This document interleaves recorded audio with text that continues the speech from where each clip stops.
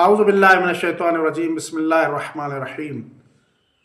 13 جمادی الاول سے 3 جمادی الثانی کے دنوں کو ایام فاطمیہ کہا جاتا ہے۔ روایات کے مطابق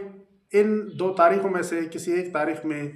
سیدہ فاطمۃ الزہرا سلام اللہ علیہا کی شہادت واقع ہوئی۔ سیدہ فاطمۃ الزہرا کا مقام و منزلت بہت بلند ہے، یہاں تک کہ رسول خدا صلی اللہ علیہ وآلہ وسلم نے سیدہ فاطمۃ الزہرا سلام اللہ علیہا کی شان میں بہت سی احادیث بیان فرمائی۔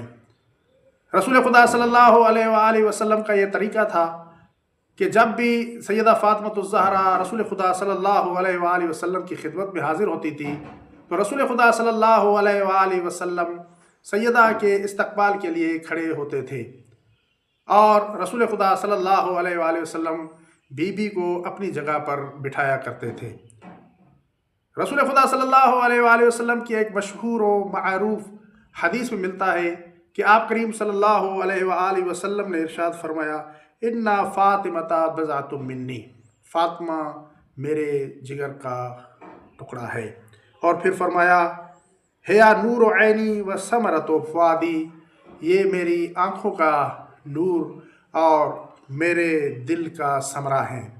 ایک اور حدیث میں رسول خدا صلی اللہ علیہ وآلہ وسلم نے ارشاد فرمایا، انی سمیت ابنت فاطمۃ لأن اللہ عز وجل فطمها وفطم من احبها من النار،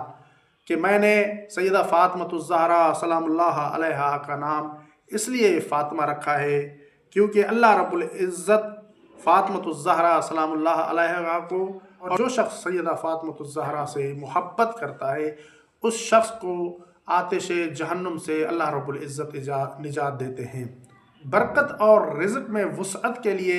احادیث میں جن ناموں کا ذکر کیا گیا ہے